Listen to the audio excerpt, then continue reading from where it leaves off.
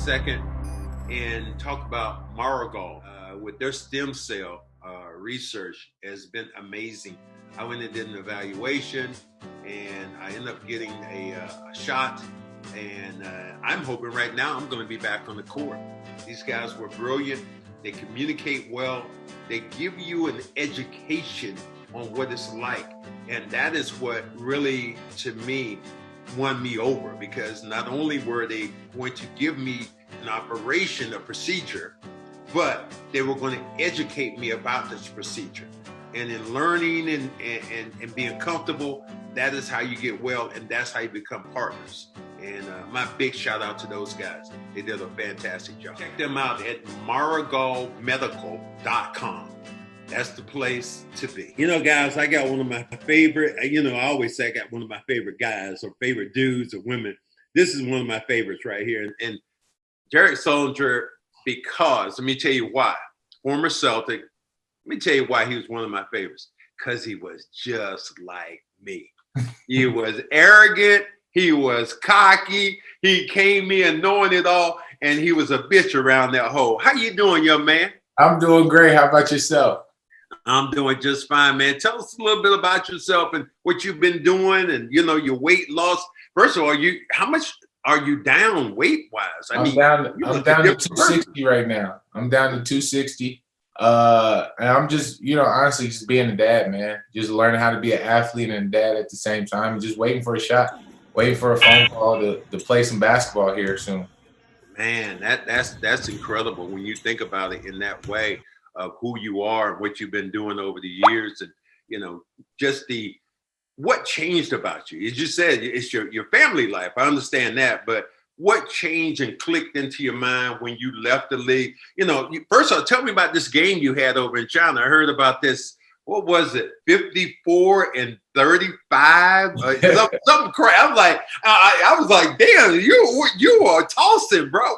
Tell me about that game. That game was pretty crazy, just because over there in China, there's always rivalry. So we was playing against a rival team, and the owner of the team came in and was like, we really need to win this game.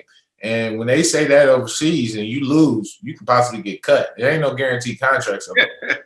So obviously I went out there and did everything I could. I had 44, 33, and 8 assists with 5 blocks and 4 steals or something like that. So obviously I was just playing off of pure scared.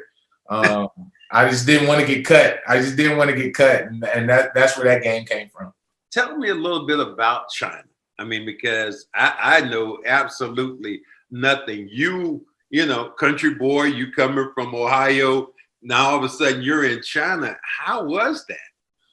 It was different. It was different just because you see the culture of the people. They just constantly went the Chinese way. It wasn't really Americanized over there in certain areas. So what they call us are Westerns. We're Westerns. So it was just different, man. The language barrier, you got to teach through pointing and seeing, and you got to try to learn their language. Just because when you're out there on the court, there's adjustments that you want to make as a player, but you really can't speak to them because there's the language barrier with most of them. And so you just kind of learn how to. I think that's where I learned how to be a coach, because I had to figure out attitudes, personalities, how to communicate with people. And I think that's really where I took my IQ to another level.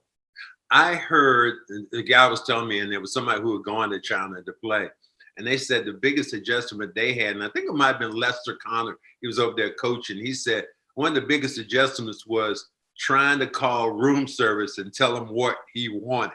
He said he's like a burger, and they wouldn't. It would come back always as something else.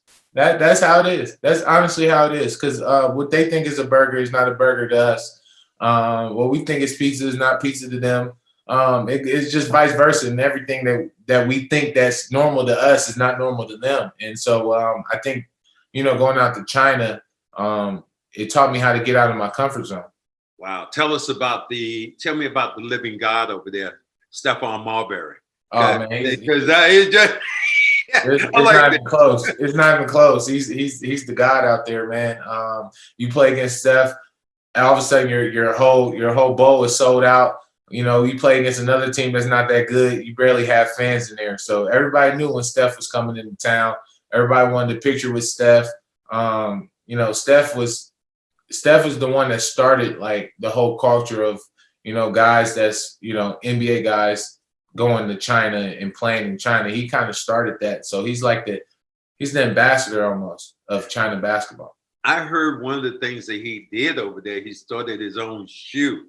And it was a cheap shoe, which was a knockoff of a knockoff. And he said, I got 3 billion people. If I just sell to, you know, 10%, then I'm going to make big money. Is that something that he did? That's definitely something he did. You know, you go out there and you see the hoop courts, you know, you see he has credit cards out there. He has headphones out there. You see all the star on a lot of the logo on a lot of stuff. So Steph really has done major business moves over there. It's more than basketball for him over there. It's all about business. And I think he took his business mind and put it in China with the name. And I think that's what sells most of his stuff. So yes, you see the Starberry logo everywhere. Well, okay. Tell me a little bit about how you see the NBA now, where it is in your mind from when you played, because I saw it change and then you saw it and now it's changed again. How do you see it changing? I think it's going back big. I think it's going back big just because of I always say the NBA is like a copycat league. You know, whoever wins the championship, they're going to follow that way. The last championship that was won by 2 bigs was San Antonio. And then all of a sudden here comes the Warriors with their run, and they never played a traditional big. And then now you got after that, you had the Raptors win, and they kind of changed it a little bit just because of, you know, they played big, but they didn't play big. They still had pieces to play small. And then you turn around, you see the Lakers of what they are today, and AD only plays the 4. So now you're going back to 2 traditional bigs, and that's the team to beat.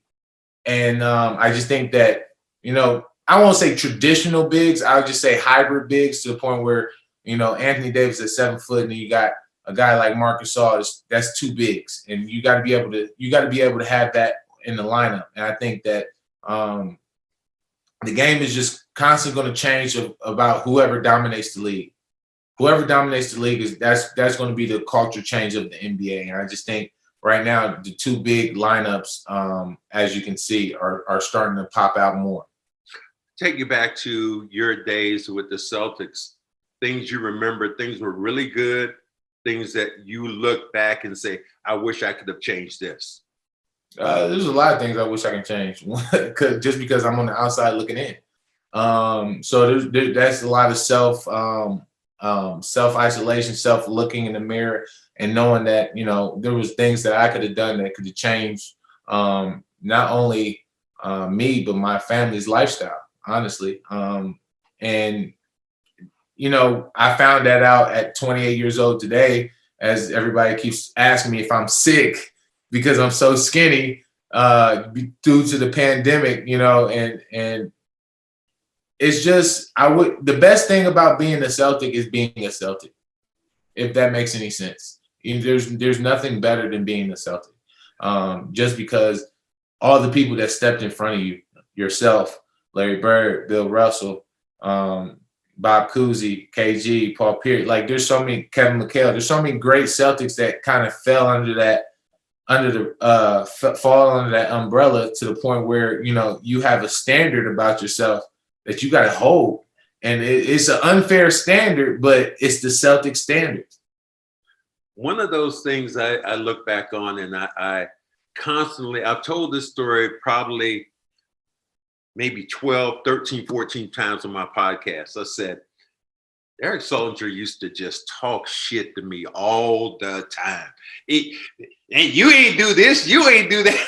You know what I mean? I remember one time you told me, I'm going to talk about you so bad, you're going to want to fight me. I'm like, dude, I'm not going to fight you. But the story that went on was the summer that you left and you came back and you saw me the first day of practice and you're going, I got newfound respect for you. I'm like, why? You said, I talked to Moses Malone. And I asked him, "What about cornbread, motherfucker?" I tell that story. And can you tell me a little bit about that story and why you were on my ass like that? I loved it. I think because you started it. You was on my ass first, I think. And so ever since then, it was like that love-hate relationship that we always had. And so, as we was going around in the NBA, you seen all the former players, and we always talk about Lonnie Shelton. That was like our go-to conversation, Lonnie Shelton. So like we go around every NBA team and we ask all the former players, what about Lonnie Shelton? So for the first time, when I seen Moses for the first time, I decided to ask about you.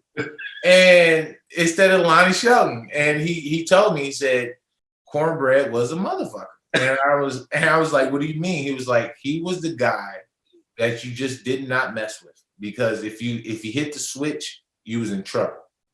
And that's when I found respect for you, because I was just like, if Moses Malone is saying that, then I'm pretty sure that a lot of more people will say that as well. So I didn't need to go searching for Cornbread anymore. I knew who Cornbread was.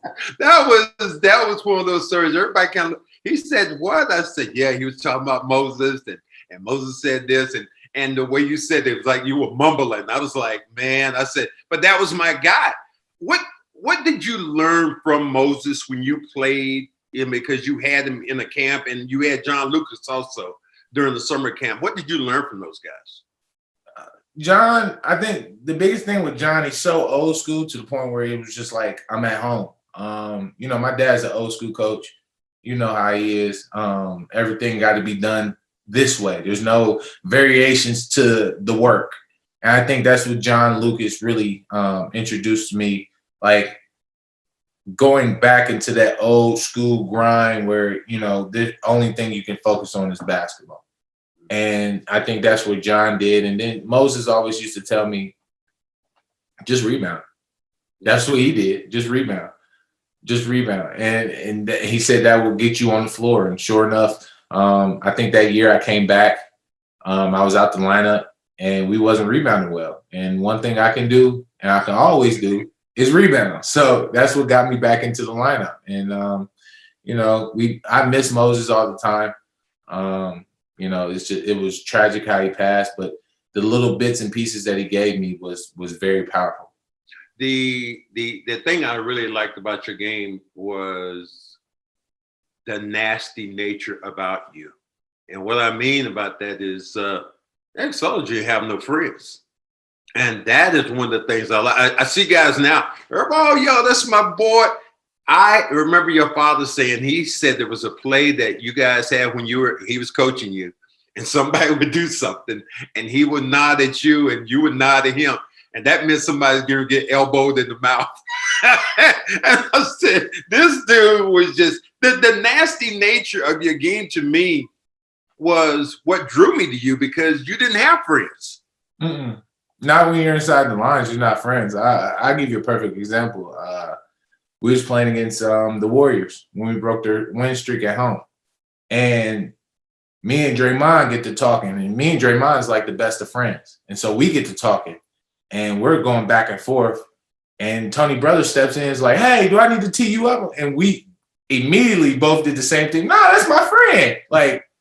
And then as soon as Tony left, we went right back to chirping again. Yeah. And I just think that's just the nature of basketball. You know what I'm saying? Like, I'm not going to try to intentionally hurt you, but if you're trying to take what's mine, then I have to put some force behind that. I'm going to give you some names and give me a quick burst, just something. KG. Crazy. Paul Pierce. Crazy. Rondo. Crazy. Well, damn. Okay. Give me a little bit about the craziness, because I loved KG, what he brought to the table. But as you said, he did have that one flew over the cuckoo's nest look on his face. Every time I talk about crazy, everybody thinks like, oh, he did this, he did that. When I say crazy, I mean like his routine, crazy. His basketball mind, crazy. The way he competed, crazy. Like I never seen Paul Pierce miss a shot in practice that he was supposed to make. You know, like that to me, that's crazy. KG, I've told this story on another podcast where I was supposed to get KG out of practice. Doc tells me to go get him. KG's like, nah, bro, get out of here. So I'm like, all right, whatever. You know, you respect your vets, so you run back to the sideline. And Doc, you know, sometimes when you have a veteran team, they kind of coach themselves. So Doc got his head down and he ain't really paying attention to what's going on 5-on-5. And next thing you know, he pops his head up and he goes, didn't I tell you to go get KG? I'm like, yeah, he didn't want to come out. So he interrupted practice, gets KG out of practice. KG starts yelling at Doc, like, you got me fucked up. You got me fucked up. No, you're not going to kick me out of practice for no damn rookie. You got me fucked up. So, you know, he's going crazy. So as Doc gets himself out of the practice, and he talks his shit, get your old ass out the practice, and KG's on the sideline. You remember the old practice facility? Yeah. You had the little strip on the side. He was on the sideline mimicking everything I did because I was the one that subbed him out. So instead of him getting his rest, he still was running. And I mean that. And when I say crazy, that's the type of crazy I mean. And that's the reason why he was so good for so long and so respected and so feared, because he was so competitive that it was crazy. It was crazy. And you think about all the great basketball players that ever embraced or ever embraced basketball. They're crazy. They're all the great, like, you know, you talk about Michael Jordan, crazy. LeBron James, crazy. Like the greats are crazy at some point in their life when it comes to basketball. Put me in the mind of Rajon Rondo, if you can. I can't. It's too much. It's too much because the dude is so smart. He is so smart. Sometimes he tricks himself. Yeah. I always said about Rondo, how do I put that? The dumbest smart person that I know, because he knew so much that, as you said, he would get in his own damn way because he wanted to prove a damn point. I won't say prove a point, but I will say like he was so smart to the point where I'll never forget this. We was in the game my rookie year, and he took the clipboard from Doc. And this is when I was like, whoa, I was having an NBA moment. I mean, I'm like, what the hell going on? You know what I'm saying? So, of course, Rondo has it. You go here. You go here. You go here. I'm going to come down here. So, Doc, instead of Doc interrupting him, Doc was like, all right, we just going to run whatever Rondo said. And it worked. And that's why I looked at Rondo. I was just like, he's a genius. Like, he's a genius. Does his genius as a basketball player, does that translate to him being a coach? Or is he just too much as a genius? I don't think he has the patience for people that don't understand basketball. That was one thing about him. If you didn't understand basketball, he couldn't talk to you. You have to be on some type of intelligent level of basketball for him to like not talk to you, but like for him to embrace you more. You know what I'm saying? Like if he couldn't break down X's and O's with you, you know, he would get frustrated. So he's one of those guys. Like he couldn't coach high school. He definitely couldn't coach college, but I can see him coaching pro just because those guys are somewhat smart enough to understand what he has going on. Your relationship with Danny Ainge was really a good one. You know, Danny loved you as a player, drafting you. Tell us a little bit about that relationship and you know what it meant to you. It meant everything, man. Just because they gave me my shot at the NBA. I think that's the biggest thing. A lot of people have regrets, you know, or they have hatred towards a team that let them go. I don't. They gave me a chance. They gave me a chance to play at the highest level. And that's a bond that I would never be willing to burn between me and Danny, just because he gave me a shot. And, you know, things could have gone better on my side. Danny did everything he had to do, and it could have done better on my side as a basketball player. But it takes years to grow sometimes. And now that I'm 28 years old, I get it now. I get it. But now I'm on the outside looking in instead of on the inside looking out. And now it's hard to get there. Yeah. Your dad says something about you to me, and we were talking. He sent me a tape of you, and I was like, damn, that dude looked good. He said he's grown up. He grew up as a man. He grew up as a father. He talks about your twins, saying that little boy looks just like you and the little girl looks just like your wife. And it's like, he said that helped him tremendously as a person to learn what he needed to do to help his family. And that seems like that's the driving influence right now. That is, when you got two kids that constantly eat, and you're spending $90 every 2 days at a grocery store just so they can eat. You start looking yourself in the mirror. You start looking yourself in the mirror and asking yourself if you're doing this right.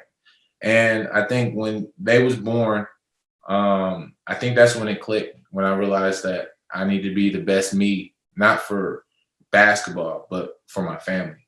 And I think when I put my family in front of basketball, I think everything kind of clicked for me, because basketball was secondary. It's just something I do. But at the end of the day, my full-time job is to be a dad and to make sure that my kids have whatever they need, going through their life. I'm gonna delve in your mind in 1 second. Hold on. Alexa, turn the alarm off. That alarm was bothering this shit out of me. You're really going off. All right, I'm gonna delve in your mind a little bit, man. Give me your Mount Rushmore of sports, because you're a younger guy. So you got 4 people, girls, got whatever. Doesn't have to be all about basketball. But in your mind, your Mount Rushmore of sports. Wow. Of sports. Of sports. Wow. Oh, wow.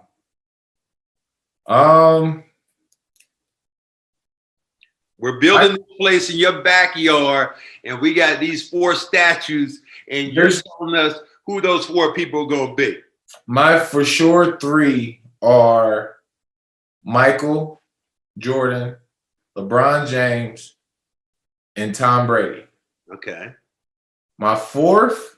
There's always the 4th one that is the hard one. Everybody's like, My 4th, and people gonna call me crazy, but if you look at the facts, I'm not crazy. Is Breanna Stewart. Wow. Breanna Stewart has done some things we haven't seen in a long time. Winning multiple championships in college, winning multiple championships in high school, winning multiple championships at the pro level, coming back from torn Achilles to win the championship. We won't quite see a Breanna Stewart in basketball probably ever again, just because, I think she was a 4-time National Player of the Year. Yeah. I think she won 4 national championships or something like that. I don't know. You can't, that right there, you can't take away from her GOATness. Man, those are the things that I love about that question. And I asked that question to a couple of people. Mine were a little bit different than yours. I had Muhammad Ali. I had Michael Jordan. I had Tiger Woods. And I went with what I think was the greatest female of ever athletes, Serena Williams, because she was just such a beast when you think about, some of the things she kind of brought to the table. Your line to the NBA, if people right now are hearing you talk about yourself and wanting to come back to the NBA, what are you telling people right now about you? I rebound. I rebound. I changed. Mentally, I changed. Physically, I changed. I actually look apart. I think that's the biggest thing, is just looking apart with the NBA. When I was with the Celtics, I didn't look apart. I played well, but I didn't look apart. And I think that's what people are starting to look for. But I just need a shot. I just want a shot. If I get a shot, I promise I won't let you down. It's just so hard just because it's a COVID year, and it's totally understandable. A lot of pieces that you can't add because you got to do this quarantine for this long and you got to do this many testing. So I get why everybody's so slow with pulling the trigger and just moving the way they've been moving. But I just want one shot. I just want one shot. And if I just get one shot, I'm gonna seize the moment. Your analysis or how you felt when you heard the news about Kobe Bryant passing. Where were you? I was at home with my kids, and I just remember I read a tweet, and it didn't have a blue check, so I was like, yeah, whatever, It's like it's Kobe, like whatever. A god doesn't die, right? Yeah, it was legends never die, and so I'm just like, if he was in a helicopter accident, he probably jumped out, like, you know what I'm saying, like. I'm just, I was so oblivious to, him being a human just because he's been so unhuman for so many years. And I just remember I was at home and I seen that tweet, and the next thing you know, here come TMZ with a tweet.